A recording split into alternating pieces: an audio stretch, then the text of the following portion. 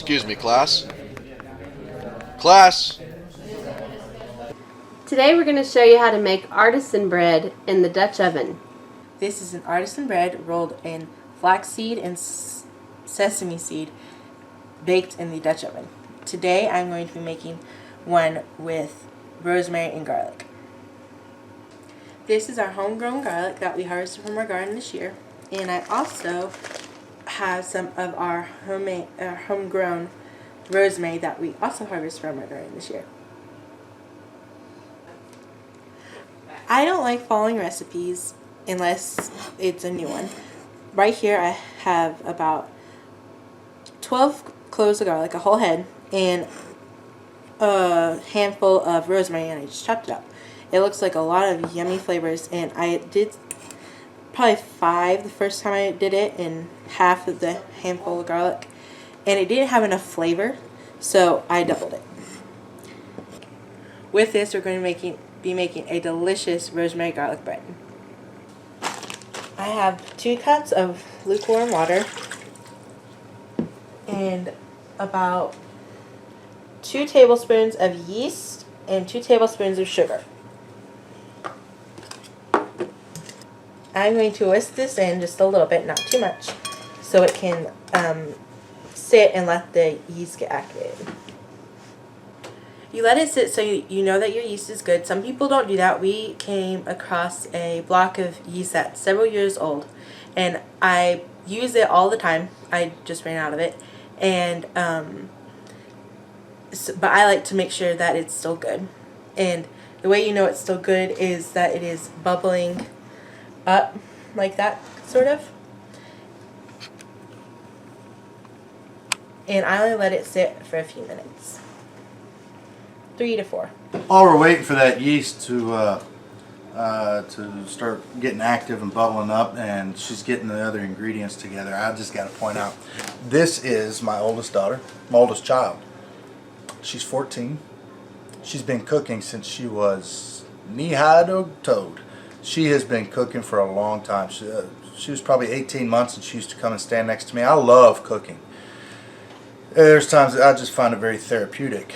And when I like to cook something big for a lot of people, I will spend 4 to 6 hours just really putting my heart into it and making it as good as I can. But anyhow, she has cooked with me since 18 months old, 2 years old. By the time she was 6, you know, I came home from work on my birthday when she was 6 years old. She had made my entire meal from scratch. Spaghetti sauce from scratch. Tomatoes, peppers, onions, all that.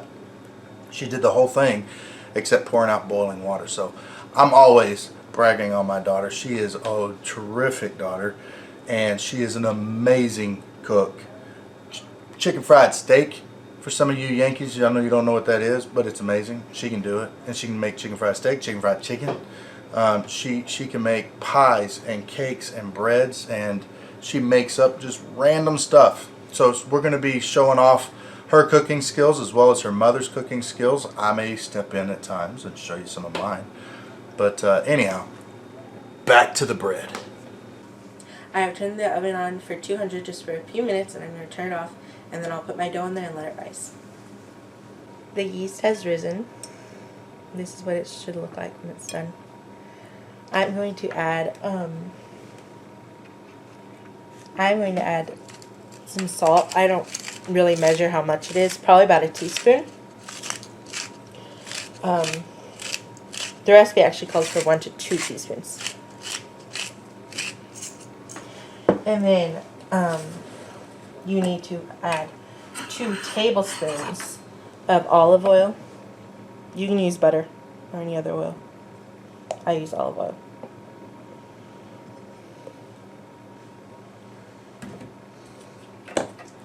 And you're going to go ahead and add your herbs and stuff. You don't have to add herbs, but when you're making like an Italian dish or something like that, it's always nice to have herbs in it, and I like the way it tastes. And I'll just mix that together.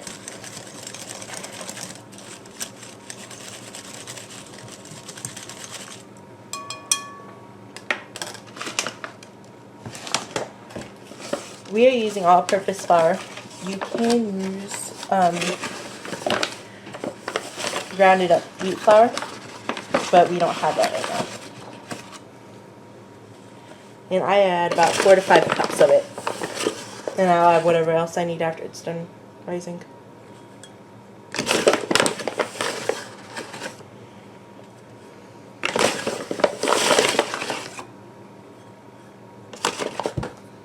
And I use a spoon for that. I don't like getting it out of the whisk.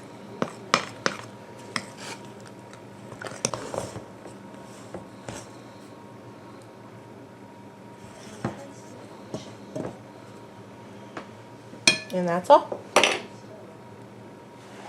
With the oven turned off but heated up, I'm going to put the dough in to rise.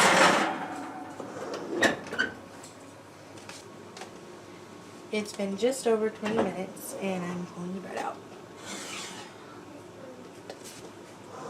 Okay, it's done rising, so I'm just going to knead it and put it in its shape. The bowl is a little hot. So still. I added the flour because it was too sticky and it wasn't holding its form very well.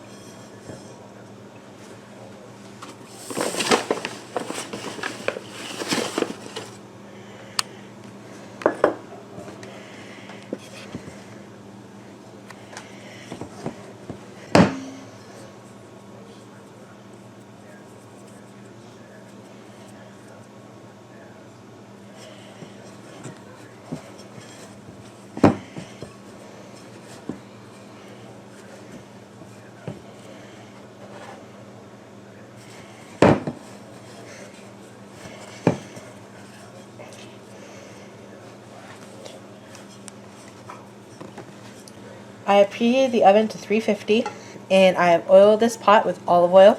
Just drizzle it in. Now I am going to make my loaf of bread into a circle.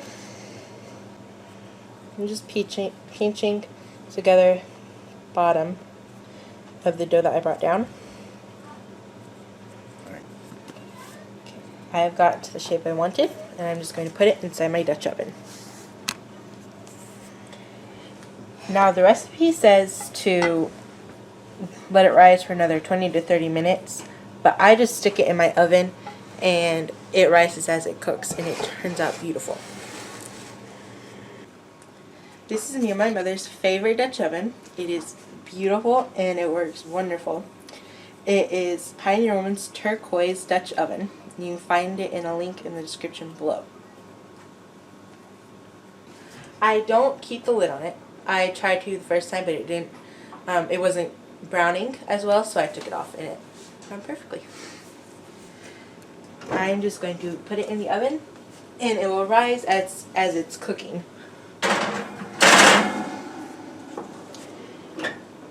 And the recipe says to cook it for about 20 to 30 minutes.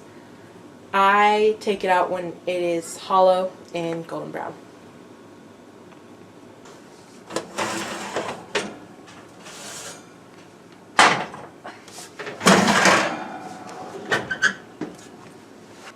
It's been in there for about 20 to 25 minutes.